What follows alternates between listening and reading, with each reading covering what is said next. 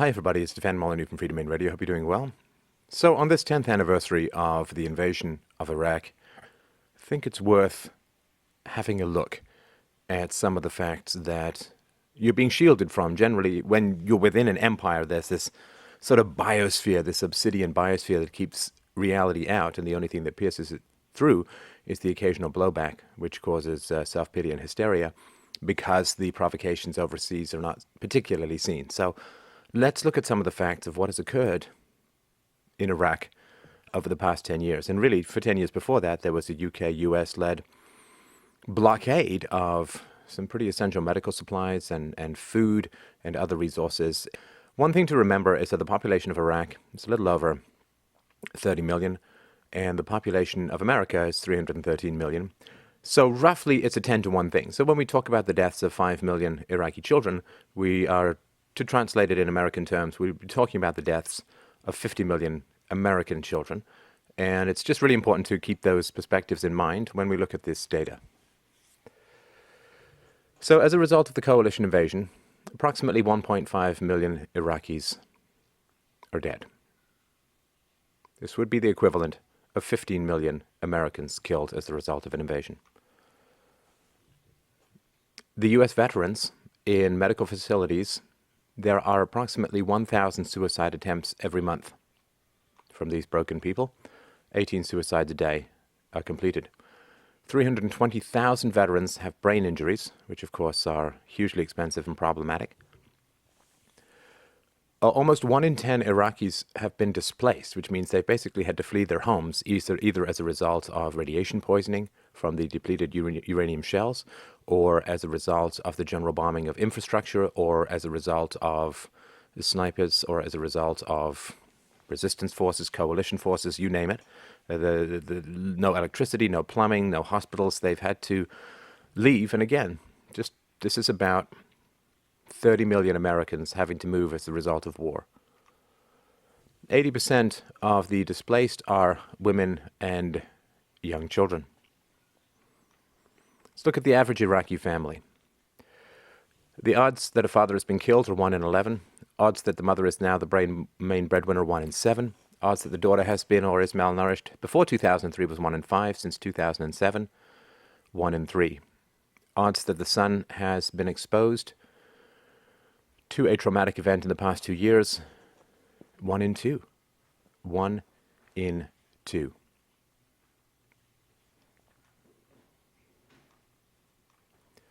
Now, if we look at the lead-up to Iraq War, beginning in 9/11 and then going up to the Iraq War, the invasion, you can see that the web of lies was just staggering and recalls some of the German Nazi propaganda that if you're going to tell a lie, tell a big one. And there's lots of places you can go on the web to find this.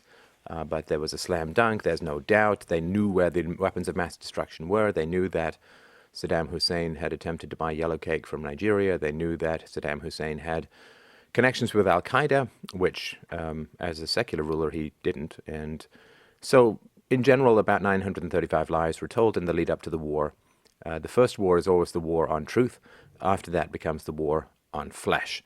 And this is consistent with lies told in the past. I mean, the Gulf of Tonkin incident was fabricated that began the Vietnam War. And you just can go back. I've done a whole True News series on war lies. You can check out more of those. So the lies are just astounding, staggering, and completely predictable.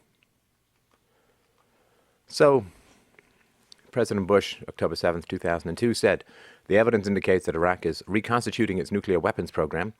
Iraq has attempted to purchase high-strength aluminum tubes and other equipment needed for gas centrifuges, which are used to enrich uranium for nuclear weapons." Not true. The Department of Energy officials who monitor nuclear plants say the tubes could not have been used for enriching uranium. One intelligence analyst who was part of the tubes investigation angrily told the New Republic, "You had senior American officials like Condoleezza Rice saying the only use of this aluminum really is uranium centrifuges." She said that on television, and that's just a lie. That's just a lie. A lie. The British government, has learned that Saddam Hussein recently sought significant quantities of uranium from Africa. This was in the State of Union address, Jan 28, 2003. In March, Mohammed El-Baradei, Director General of the International Atomic Energy Agency, tells the UN Security Council that the documents substantiating the claim of alleged Iraqi efforts to buy uranium in Niger were fakes, and bad ones at that, and that these specific allegations are unfounded. The unnamed ex-ambassador, whom the CIA sent to check out the story, tells the New Republic they knew the Niger story was a flat-out lie. The dates were wrong, the guy's signature was wrong. It was a really bad forgery, and this is elevated to the status of a war that causes 1.5 million dead. Lie. We've learned that Iraq has trained al-Qaeda members in bomb-making and poisons and deadly gases. Alliance with terrorists could easily allow the Iraq regime to attack America without leaving any fingerprints.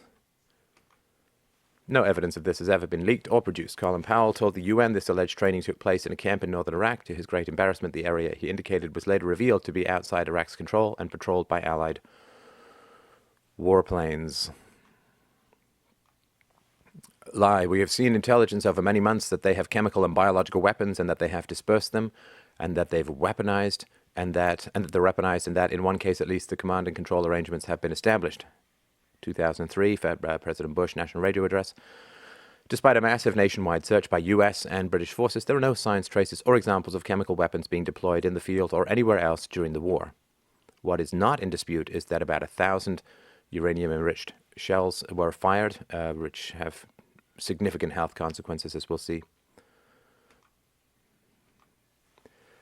Secretary of Defense Donald Rumsfeld, March 30th, 2003. We know where Iraq's WMDs are. They're in the area around Tikrit and Baghdad and east, west, south, and north, somewhat. Man, wouldn't it be nice to be lied to by somebody who wasn't such a ridiculously bad liar? No such weapons were found, not to the east, west, south, or north, somewhat or otherwise. We could go on. May 2003, remember? Mission accomplished. Major combat operations in Iraq have ended. May 29th, we found them. We found the weapons of mass destruction. No.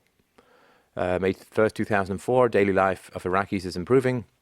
1 year later, after mission accomplished, despite many challenges, life for the Iraqi people is a world away from the cruelty and corruption of Saddam's regime. At the most basic level of justice, people are no longer disappearing into political prisons, torture chambers, and mass graves, because the former dictator is in prison himself, and their daily life is improving. Approval of President Bush's handling of the war and overall job. This is from 2003 to 2007.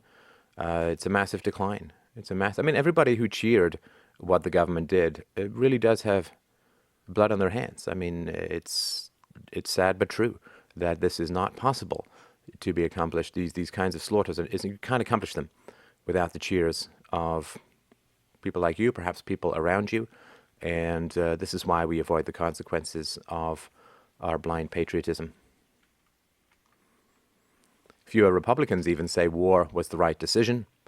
And this is one of the great hypocritical tragedies of the modern world, which is the degree to which the anti-war movement has dissolved under Obama, right? Because it was anti-Bush, not anti-war. Was the Iraq war a right thing or a mistake? Well, as you can see here, going from 70 to 80% down to 40% or below. I'm sure it continues to go down now. This is from 2007. So this is a UK opinion, an Iraq survey. Were the US and British right or wrong to take military action? Right, 29%, wrong, 60%, refused or don't know, 1% and 9% respectively. So the support for the war is, of course, diminishing, even with the absence of information about what is occurring in Iraq. Is Britain a safer place as a result of the war in Iraq? Safer, 5%. No difference, 37%. Less safe, 55%. Don't know, 3%. The only grave marker that points some light towards the future on the bodies of the 1.5 million Iraqi dead. Would you trust the government now if it said military action was needed? Don't know, 4%. Trust, 32%. Neither trust nor distrust, 13%, but distrust, 51%. This is shocking and staggering progress. It is at an enormous cost, but it is a staggering process for people to actually begin to distrust what governments say about the necessity for military action.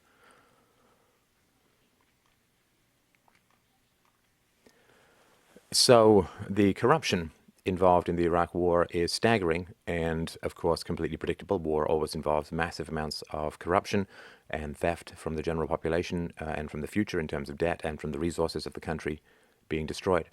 So between 100,000 and 300,000 barrels a day of Iraq's declared oil production over the past 4 years is unaccounted for and could have been siphoned off through corruption or smuggling, according to a draft American government report.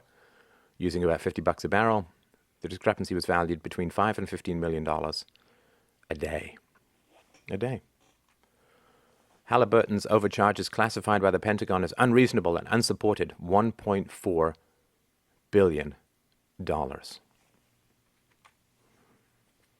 A commission determined that contracting waste in Afghanistan ranged from 10% to 20% of the $206 billion spent there so far, with fraud, which includes bribery and rigging bids, comprising between 5% and 9% of the total.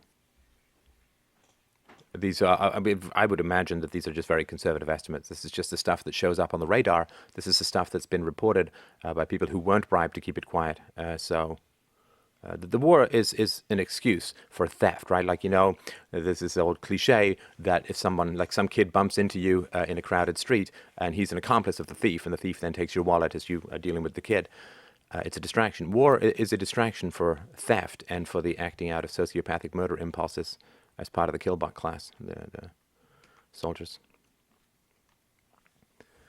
Members of the Wartime Contracting Commission estimated that a lack of oversight of private contractors, a lack of competition for winning contracts, and a culture of corruption plagued reconstruction projects and battlefield support in both countries. Those failings cost between $31 billion and $60 billion, the Associated Press reported. That's a truly staggering amount of money. The idea that the military can rebuild a country is ludicrous. I mean, you might as well send a bunch of computer programmers to fight a war. I mean, it's just a completely different skill set and a completely different mindset, and simply can't be achieved. I mean, soldiers are not superheroes who are good at everything. They're good at blowing things up and breaking things and killing people. That's not really the skill set that you're looking for in building a country.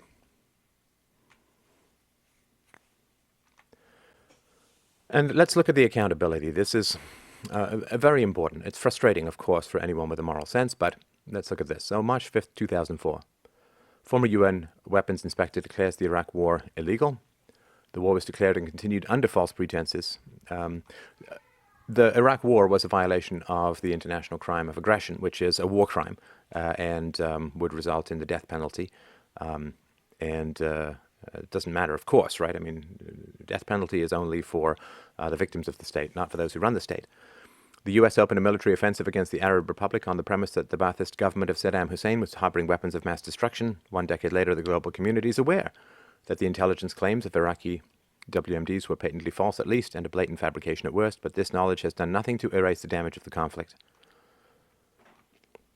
Mr. John Bolton backed an Iraq invasion as early as 1998, when he signed a letter from the Project for a New American Century urging then-President Bill Clinton to attack Saddam Hussein. Wasn't it nice when the only major problems that we had with American presidents was blowjobs?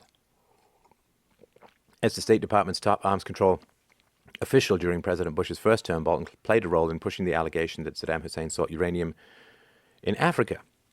Now, if you defraud your insurance company, if you lie on a job application, if you do any kinds of minor fraudulent things, you will be charged, you will be fired, you will face negative consequences. What if you told lies that resulted in the deaths of millions of people?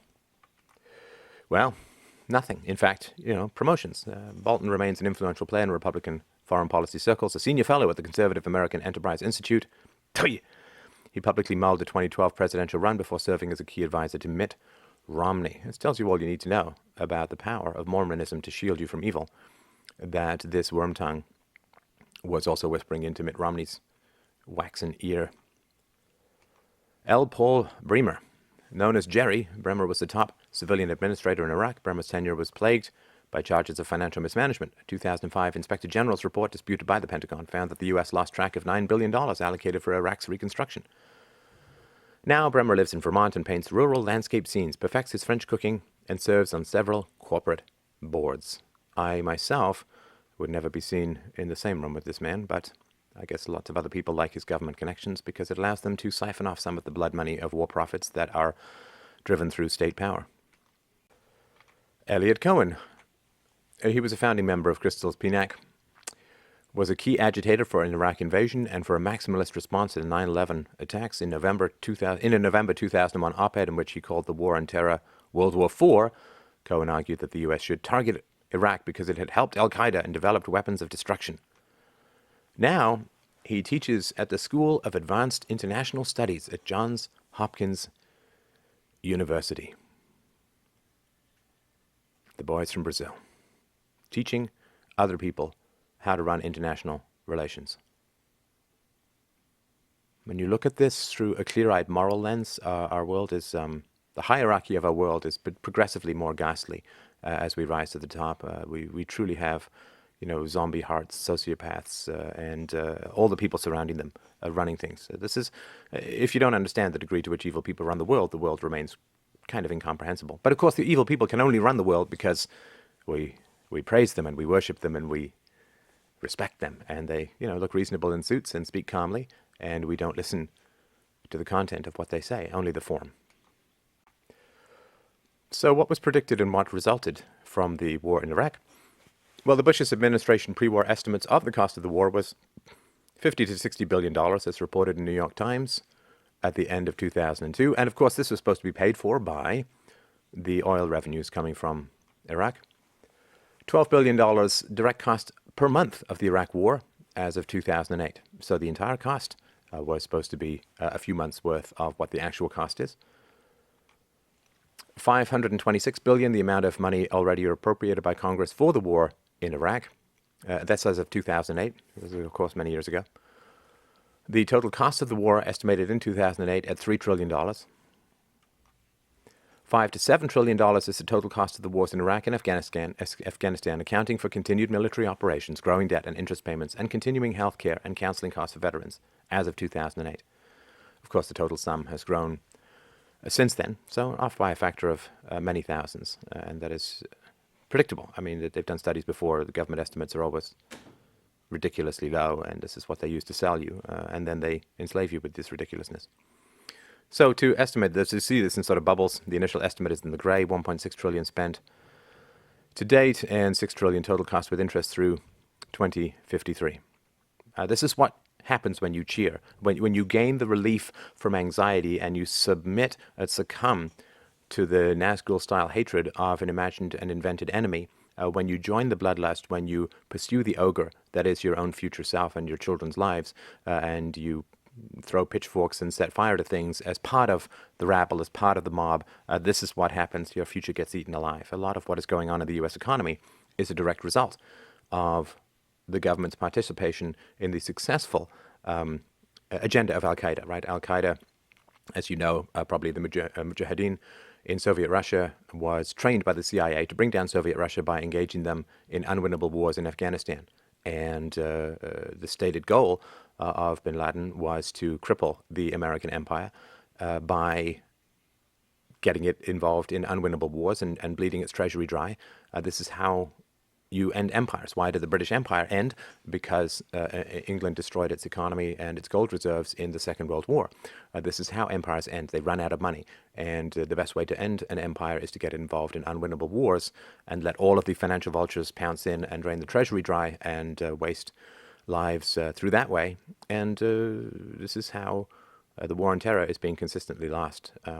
The treasury is being bled dry through destructive and vicious overseas wars, and as progressive blowback incidents occur, more and more civil rights are squashed in the home front, and all of the traumatized vets come home and become police officers and security guards and other kinds of enforcers, and are then readily available to round up and herd up and control the domestic population.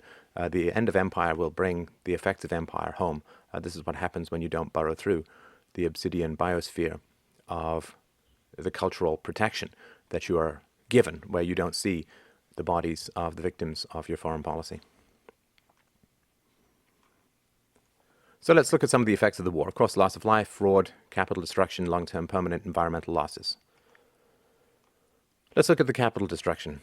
that has occurred through the war. It's not just the people, of course, it's the entire infrastructure that is done. So first, of course, we have the destruction of capital as a whole. Cost of Iraq war is rising per second, almost $4,000 per minute, over $250,000 per hour, over close to 14 million per day, 330 million per week, 2.3 billion, and on and on and on. So this is the cost that is accruing to you. I mean, it's not like Donald Rumsfeld's going to have to pay it off out of his piggy bank. In a speech, March 20th, 2008, Obama, in the midst of his presidential campaign, stated, "When Iraq is costing each household about $100 a month, you're paying a price for this war."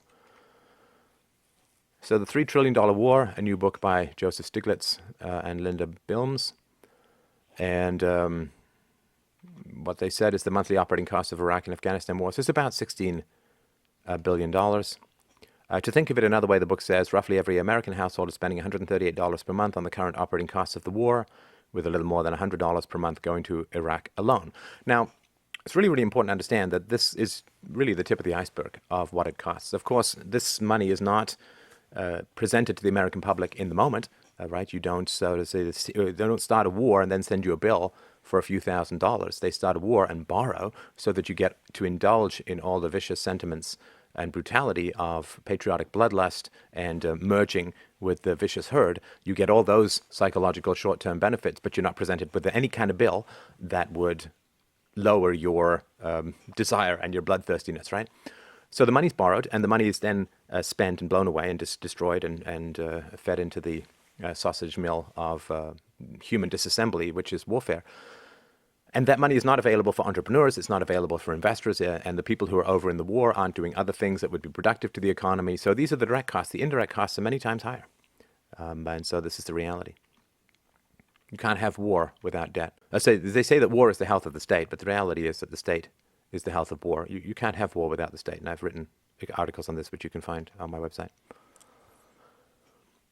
So the Democrats on the Joint Economic Committee estimated 3.5 trillion costs through 2017, said the war would cost the average U.S. family $46,400.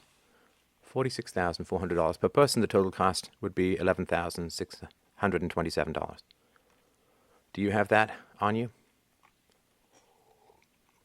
But of course, not everyone is economically productive. Total gainfully employed in 2008, this is of course before the massive unemployment started, 138 million people. In 2008, 16 billion cost per gainfully employed person, which is the division, $116 per month per gainfully employed person. Now, lots of people employed in the public sector who are net negatives on the Treasury because they are paid through money taxed or borrowed or printed.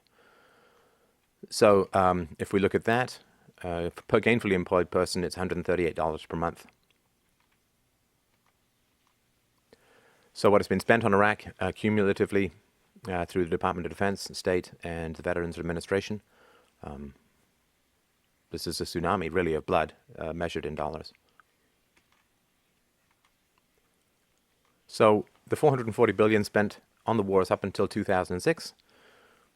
You could provide complete healthcare coverage for all 45 million uninsured Americans for a year, 5 years of public housing for all 3 million homeless Americans, 3 years of food for all 36 million hungry Americans, one nice dinner for everyone in Iraq, Afghanistan, and North Korea.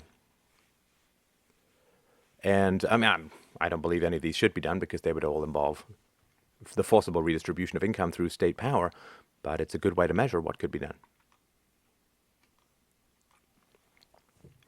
So the Iraq War, this is a variety of studies, so these numbers are not all the same. Of course, it's impossible to get any kind of final numbers in these things. The Iraq War cost the U.S. more than $2 trillion. Cost $1.7 trillion with an additional $490 billion in benefits owed to war veterans, expenses that could grow to more than $6 trillion over the next 4 decades, counting interest, claims a study. HuffPost found 2007 Iraq War was costing $11 million per hour or $6,000 every second. Total amount of money lost or unaccounted for from the Iraq War, $9 billion. Total amount of money lost and unaccounted for stolen equipment, $549.7 million. So this is an example. I mean, this is what happens in the military. After the U.S. and Allied warplanes destroyed a key bridge carrying 15 oil and gas pipelines in northern Iraq during the 2003 conflict, so they made its post-war reconstruction a top priority, but instead of spending 2 months to rebuild the span over the Tigris River at an estimated cost of $5 million, they decided for security reasons to bury the pipelines beneath it, which would cost more than 5 times more. So what happened tells a story of this drive to reconstruct Iraq. So studies conducted before the digging of the new pipeline started showed that the soil was too sandy, but neither the Army Corps of Engineers overseeing the effort nor the main contractor at the site, Kellogg Brown and Root, heeded the warning. As a result, tens of millions of dollars were wasted on churning sand without making any headway. A special Inspector General for Iraq Reconstruction, Stuart Brown, said. And, of course, the purpose is not to rebuild the bridge. The purpose is not to put the 15 oil and gas pipelines back together. The purpose is to make a lot of activity and steal a lot of money. I'm sorry, this is just the way war is. By the time the digging effort was halted and the old bridge and piping repaired, more than 3 years later, the bill had reached more than $100 million. Massive profits for people involved, massive losses for everyone else. Because of the nature of the original contract, the government was unable to recover any of the money wasted on this project. And also because there's no particular incentive for them to do so. More than $1.5 billion in oil revenues may have been lost as a result of the delays. I mean, there's no point getting frustrated. I mean,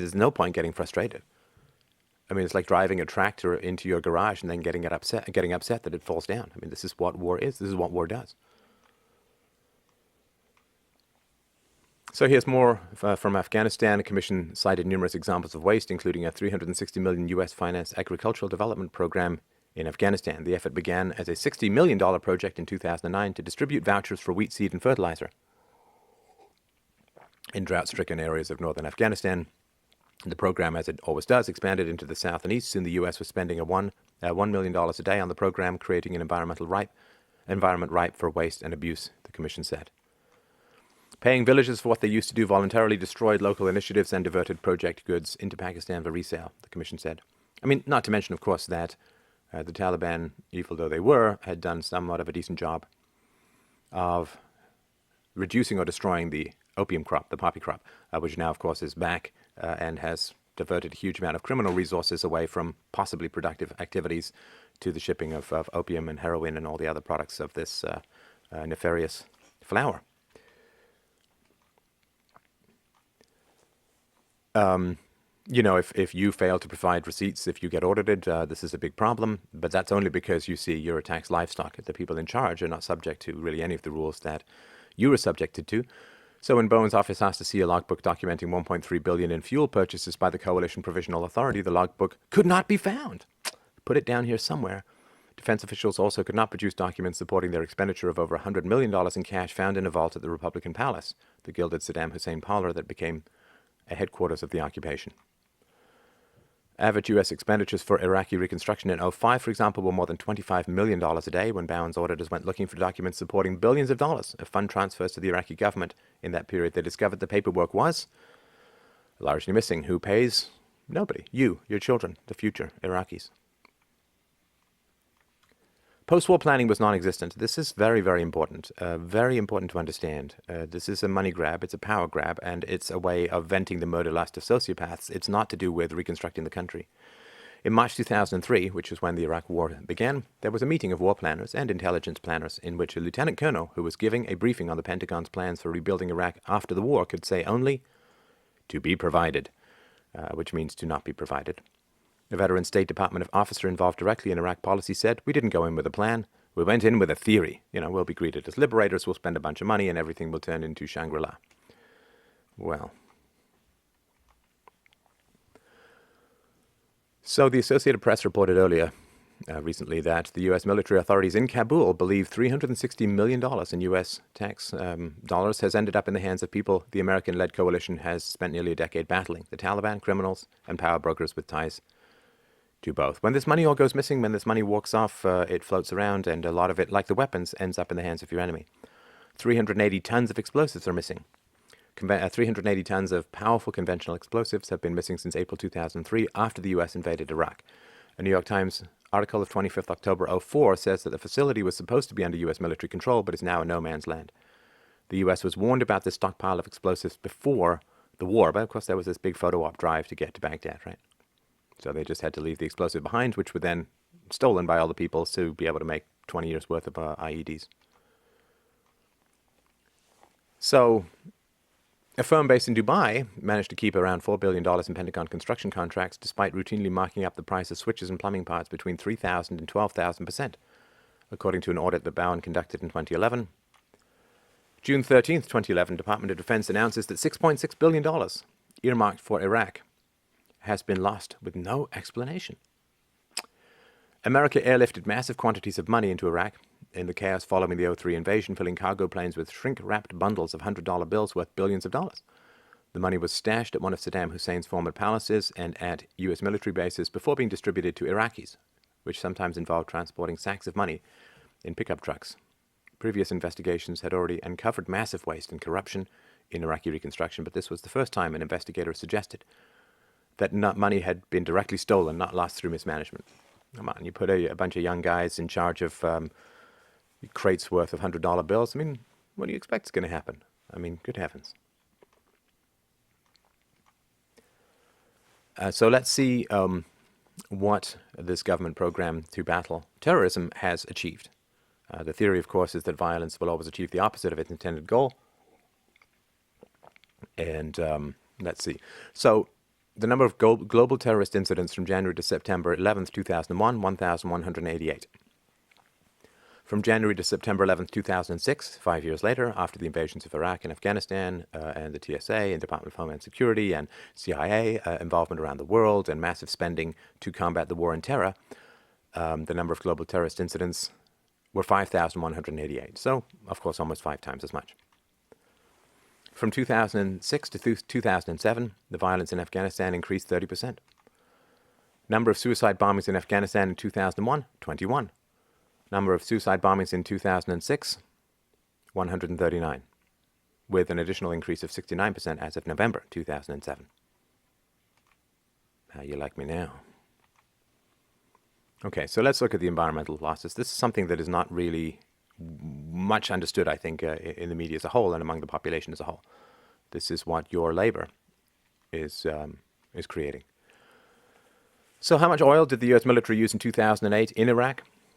At least as much as 1.2 million cars on the road that year.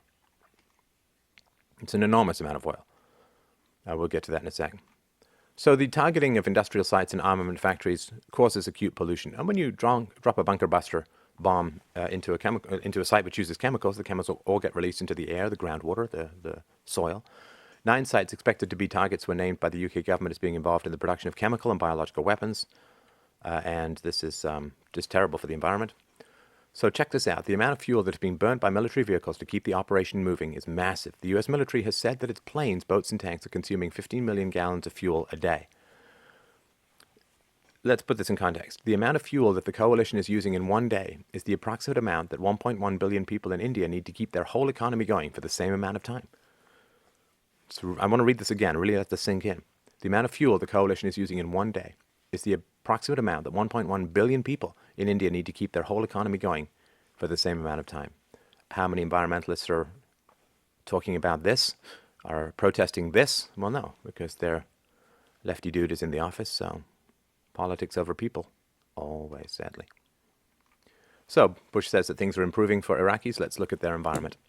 River damage, irrigation and drinking water quality damage. Many of those industries that were devoted to producing military material have been bombed and looted, leaving the country dotted with highly toxic industrial zones. There's other contaminated sites that belong to the oil and metal industries. The Interpress Service news agency reported that there are a variety of environmental problems that continue to plague the country as a result of the fighting. Industrial waste, hospital waste, fertilizer runoff from farming, as well as oil spills plague the 2 rivers that define the Mesopotamia region, which provide much of the irrigation and drinking water. So the destruction of the infrastructure has huge effects on public health. Bombed out industrial plants and factories have polluted groundwater. The damage to sewage treatment plants, with reports the raw sewage is forming massive pools of muck in the streets of Baghdad immediately after Bush's shock and awe campaign. It's also likely poisoning rivers as well as human life. Cases of typhoid among Iraqi citizens have risen tenfold since 1991, largely due to polluted drinking water. You can't escape the war. Long after the bombs go off, the war is still killing people. On the second day of President Bush's invasion of Iraq, it was reported by the New York Times and the BBC that Iraqi forces had set fire to several of the country's large oil wells. This, of course, occurred in in the first Gulf War as well. 5 days later, in the Rumelia oil field, 6 dozen wellheads were set ablaze at a rate of $12 million of oil per hour. The dense black smoke rose high into the southern sky of Iraq, fanning a clear signal that the U.S. invasion had again ignited environmental tragedy. Spilled oil in the Arabian Gulf. The first Gulf War had horrific effects on the environment, as CNN reported in 1999. Quote, Iraq was responsible for intentionally releasing some 11 million barrels of oil into the Arabian Gulf from January to May 91, oiling more than 800 miles of Kuwaiti and Saudi Arabian coastlines. The amount of oil released was categorized as 20 times larger than the Exxon Valdez spill in Alaska and twice as large as the previous world record oil spill. The cost of the cleanup has been estimated at more than $700 million. The state gets a free pass. I mean, if a private industry had done this, it would be all over the news, all over every environmental site you can imagine. But it's not well known, this, because it's the government, so it's held to a different standard, or rather to no standard. During the build-up to George Bush's invasion of Iraq, Saddam loyalists promised to light oil fields afire, hoping to expose what they claimed were the U.S.'s underlying motives for attacking their country, oil. The UN calculated that out of Kuwait's 1,330 active oil wells, half had been set ablaze. The pungent fumes and smoke from these dark billowing flames spread for hundreds of miles and had horrible effects on human and environmental health. The resulting smoke was enough to block out the sun. Fallout from the Kuwait oil wells resulted in the average air temperature falling by 10 degrees Celsius or 18 degrees Fahrenheit, while the oil well burned for over 9 months. Oil, soot, sulfur, and acid rain came down as far as 1,900 kilometers or 1,200 miles away, and the vegetation and animals were poisoned while the water was contaminated and the people choked. The burning oil fields released almost 500 million tons of carbon dioxide. Worldwide, motor vehicles currently emit well over 900 million metric tons of CO2 each year. These emissions account for more than 15% of global fossil fuel CO2 releases. The CO2 produced from the burning oil fields is the equivalent to the sum of the CO2 output for all of the cars in the world for over 200 days. So let's look at some of the indirect ecological consequences of the war. So this burning oil was laced with poisonous chemicals like mercury, sulfur, and furans, which can cause serious damage to human as well as ecosystem health. According to Friends of the Earth, the fallout from burning oil debris, like that of the first Gulf War, has created a toxic sea surface that has affected the health of birds and marine life. In the early 1990s, the U.S. drowned at least 80 crude oil ships to the bottom of the Persian Gulf, partly to uphold the UN's economic sanctions against Iraq. Vast crude oil slicks formed, killing an unknown quantity of aquatic life and seabirds while wreaking havoc on local fishing and tourist communities. The wars have also damaged forests, wetlands, and marshlands in Afghanistan, Pakistan, and Iraq. Total forest area decreased 38% in Afghanistan from 1990 to 2007. It's also mostly likely the case in Iraq. So, this is some of the worst stuff. Months of bombings by US and British planes and cruise missiles also left behind an even more deadly and insidious legacy. Tons of shell casings, bullets and bomb fragments laced with depleted uranium. In all, the US hit Iraqi targets with more than 970 radioactive bombs and missiles. What are the long-term consequences of these bombings? So when the tank-busting bombs explode, the depleted uranium oxidizes into microscopic fragments that float through the air like carcinogenic dust, carried on the desert winds for decades. The lethal bits, when inhaled, stick to the fibers of the lungs and eventually begin to wreak havoc on the body in the form of tumors, hemorrhages, ravaged immune systems, and leukemia. So 15 years later, after the first war, Iraqi physicians call it the White Death. Since 1990, the incidence rate of leukemia in Iraq has grown by more than 600%. The situation was compounded by Iraq's forced isolation and the sadistic sanctions regime, once described by former UN Secretary General Kofi Annan as a humanitarian crisis that made detection and treatment of the cancers all the more difficult. The leukemia rate in Sarajevo, pummeled by American bombs in 1996, tripled in the 5 years following the bombings. Depleted uranium has a half-life of more than 4 billion years, approximately the age of the Earth. This is why people were cheering. Cancer damage, particularly to the young, for the next 4 billion years.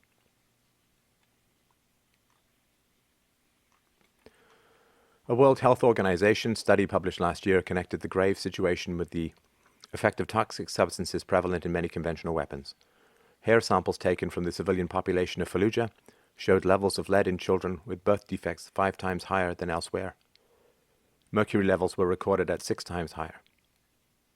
And what this does, of course, to children's developing brains and neurological systems is catastrophic. It's been associated with increased criminality in the US.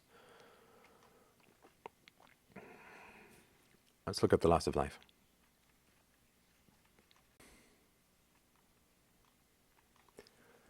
So let's start with the domestic situation. 30% of US soldiers who served in the Iraq War developed serious mental health problems within 4 months of returning home. 4,448 US soldiers who died and 32,221 wounded. At least 3,400 US contractors died as well, a number barely mentioned, or at least it's underreported. The mental health issues as well, my particular take on it is that you can deal with things that you've done wrong if restitution is possible. You know, like if I bump your car and pay you to get your car fixed and put in a little extra for your trouble, then I've created restitution and I can be free of guilt or negative feelings. Where restitution is impossible, I'm not sure that health can ever be fully achieved again. And what the soldiers have done in Iraq, there is no restitution for it.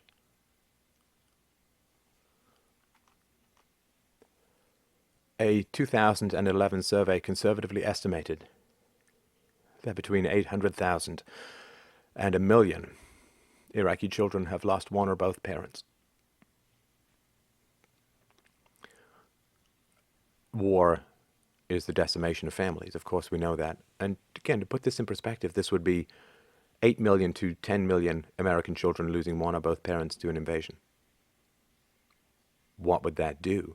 If you want to understand blowback, understand the feelings of rage that occurred after 9/11, multiply it by many thousands of times, stretch it over 10 years, and the amount of blowback is surprisingly low to America. So what percentage of participants, willing or otherwise, in the war are suffering from trauma-related psychological symptoms? U.S. soldiers returning home, 30%. Iraqi children, 70% of them are suffering from trauma-related psychological symptoms. And they do not have the kind of resources that the veterans have when they come home. Not even close. So 20% of injured soldiers suffered a spinal or brain injury. One of the salvations and tragedies of modern warfare is the degree to which combat injuries are survivable now due to increased medical response time and improved medical procedures. And so people who would have died in the past are now kept alive, though sometimes barely.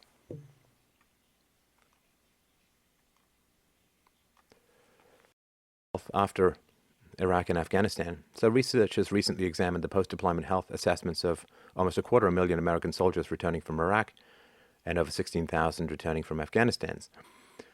Soldiers who had served in Iraq were significantly more likely to suffer from a number of mental health concerns than those returning from Afghanistan. And you can read the numbers here. It's pretty brutal.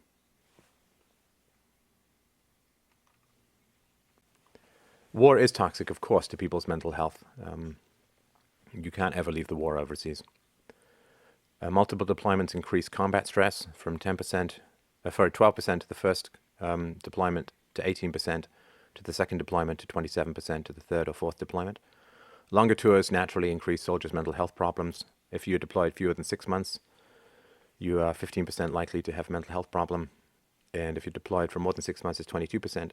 And let's not forget the massive amounts of brain-destructive drugs that are handed out to the soldiers to keep them going during during these combat situations. This is an old practice. I mean, drugging soldiers goes back to the assassins of ancient empires. This is where hashish came from. They were given hashish to mask the psychological agony of being repeat murderers.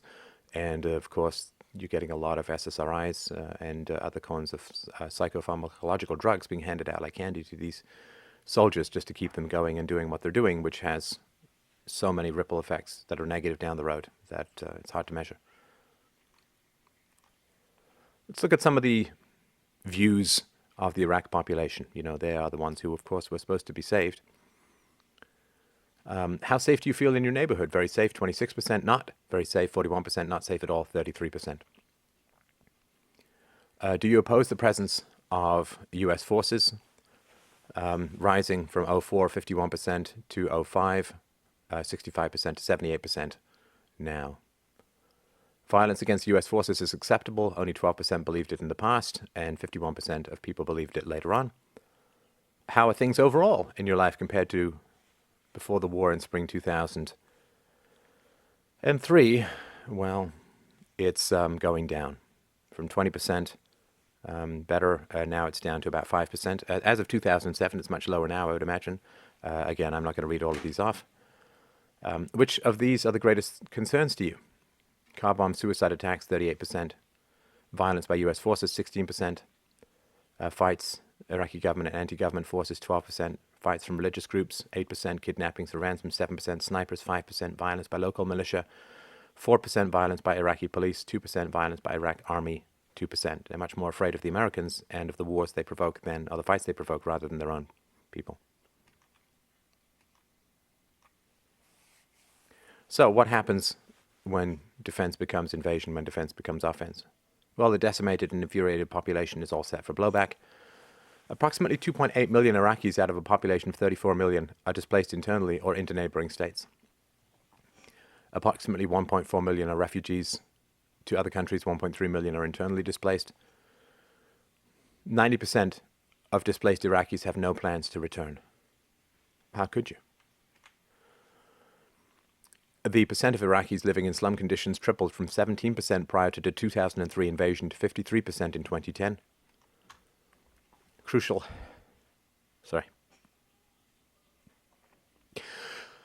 health indicators in Iraq have drastically worsened. The infant mortality rate increased 150% from 1990 to 2005, the worst retrogression in that basic indicator of well-being in the entire world. As of 2006, an estimated 160 to 380 Iraqi professors have been killed, and over 30% of Iraqis' professors, doctors, pharmacists, and engineers emigrated between 2003 and 2007.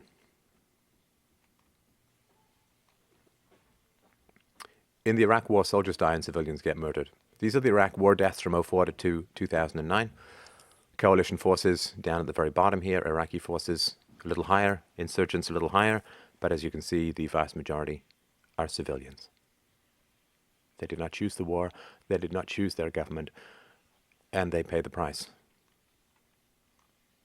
Let's look at the distribution of death from 2003 to 2013. Civilians, 134,000. Opposition forces, 36,000. Other little pie slices and so on, but it is the civilians who get murdered the most in these wars. The idea that you're going to target non-civilians is ridiculous. Can't happen. Let's look at this through pixels. I'll just let you drink this in. There's not really any way to describe it in terms of audio. Civilians should be in red, really. This is from October 2010. This is taken from WikiLeaks documents. Iraqi deaths may total 600,000 just from 03 to 06.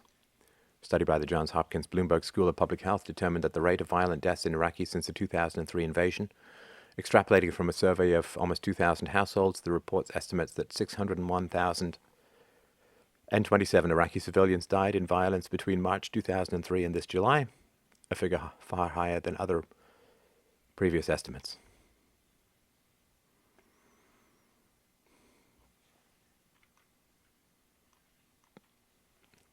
And who is responsible for these deaths? 12.1% coalition, tiny percentage Iraqi, 14.6% insurgents, 71.8% unknown.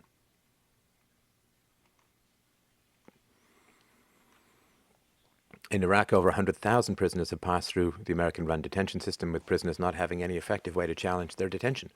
In the first years of the war, many detainees were processed through the notorious Abu Ghraib prison, housed over 8,000 prisoners at its peak in 2004. The International Red Cross estimated in 2004 that between 70 and 90% of detainees in Iraq were innocent. In 2004, accounts of physical, psychological, and sexual abuse, including the torture, rape, sodomy, and the death of Abu Ghraib prisoners, came to public attention. At least 108 such people have died in detention in the first 4 years of the war, and at least 80 more have died in subsequent years. This total war is not just Iraq. Here's an example. It's pulled fairly randomly. February 12, 2010, U.S. forces entered a village in the Bakhtia province in Afghanistan, and after surrounding a home where a celebration of a new birth was taking place, shot dead 2 male civilians, government officials, who exited the house in order to inquire why they had been surrounded, and then shot and killed 3 female relatives, a pregnant mother of 10, a pregnant mother of 6, and a teenager. These U.S. Special Forces soldiers proceeded to dig the bullets out of their victims' bodies, then lied to their superiors about what had happened. When the Pentagon issued a statement on the raid, it claimed that the dead males were terrorists. The bodies of the 3 women had been found by U.S. forces bound and gagged inside the house, and suggested that the women had already been killed by the time the U.S. had arrived. After initially denying involvement or any cover-up in the deaths of 3 Afghan women during a badly bungled American Special Ops assault in February, the American-led military command in Kabul admitted late on Sunday that its forces had in fact killed the women during the nighttime raid. And then the people who did this, when shooting a pregnant woman, can you recover from that psychologically? What effect is that going to have on the vestiges of your humanity?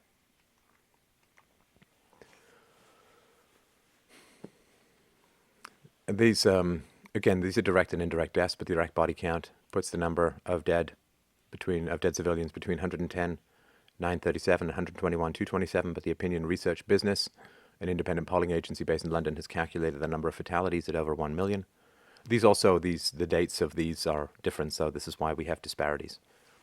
Baghdad, which contains roughly 1/5 of the country's population, has suffered roughly half of the recorded civilian deaths, or about 2.5 times more than the national average.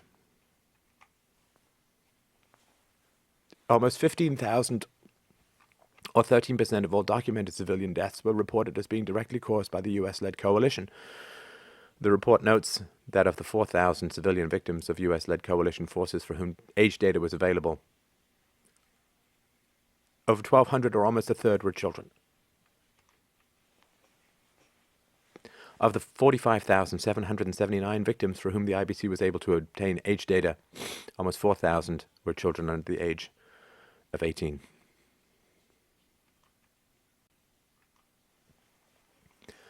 So Phil Donahue and Bill Moyers could be considered the only 2 major TV news personalities who presented the viewpoints that challenged the rush to war in Iraq.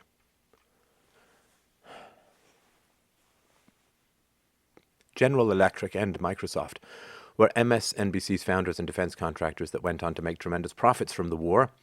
An internal MSNBC memo leaked to the press stated that Phil Donahue was hurting the image of the network. He would be a, quote, difficult public face for NBC in a time of war, the memo read. Donahue was fired and never returned to the airwaves. Donahue said of the pressure the network had put on him near the end, it evolved into an absurdity. He continued, "We were told we had to have 2 conservatives for every liberal on the show. I was considered a liberal. I could have Richard Pearl on alone, but not Dennis Kucinich." He felt the tremendous fear corporate media had for being on an unpopular side during the ramp-up for a war. And let's not forget that General Electric's biggest customer at the time was Donald Rumsfeld. Almost everything you see is, with regards to state policy, is a commercial for evil, to blind you to evil. It's a Trojan horse of blood inside a My Little Pony. Nobody sees the pain, he said. The war is sanitized. And this is very true. There's no law that says that an American newspaper or website even, or radio or television show, there's nothing to say that they can broadcast or describe images of the dead. Can you imagine if USA Today had on its front page pictures of the Iraqi dead in one particular day, where they could even be obtained? Can you imagine what would happen? This is the censorship that occurs without the state, simply as a result of brainwashing, as a result of programming, as a result of living inside the evil heart of a murderous empire. This is what people cannot talk about. And this is partly why, is that the media profits from wars. The media relies on information, frankly misinformation, handed to them by the government, which means that if the media questions that, their sources dry up. They can't get the material without expensive and potentially lawsuit-inducing investigations. And so what you're fed is propaganda. It's ridiculous, and it's brutal, and it's evil, and it's inevitable when the government gets this much power, which is fundamentally, all of this is predicated on the power to control currency. The power to print money is what makes all of this evil possible. The anti-war movement would be even stronger if people were to have their taxes increased in a ratio proportionate to the amount of violence and debt that was being run into. But because the government can print money, people are not directly hit in the wallet by these acts of evil, and the effects show up in a variety of other means, like housing crashes, unemployment, that fewer than 1 in 1,000 or 1 in 10,000 people can connect back to the war itself. So here's some examples. I mean, have you seen these pictures? Do you know what is happening in your name, with your money, overseas? And do you understand, do you fundamentally understand that the people overseas see the American Country Music Awards, they see the Oscars, they see the television shows, they see the reality shows in America, they see people dancing in the streets, they see parades, they see everything occurring in the empire with the consciousness, really, and the moral sensitivity of a marathon runner who doesn't even notice that he's stepped on an ant. The view from outside the empire is essential to understand if you want to understand how the world is, why the world is, and what happens in terms of backlash. There's no law that prevents you from seeing these images. There's no rule that prevents these from being published. But to disturb the tender orchid-based hothouse flower sensitivities of people inside the empire, to disturb them with any kind of truth, is really unthinkable for almost all media outlets. You must be protected from these images. You must be shielded from the truth of what is being done with your money and in your name. But until we see this, until we recognize this, until we accept this, it will continue. You can't ever fight evil. Once it's identified as evil, it loses its power. You can only fight the evil that pretends to be good. You can only fight the violence that pretends to be virtue. And the only thing you can do is to reveal it for what it is. The brutal and sociopathic disassembly of human beings, largely innocent, who had no control over the invasion, over their own government, over the resources that are there, no control over what is happening, and that we, as citizens, have more in common with the Iraqis than our own masters. Because we're both subject to state power.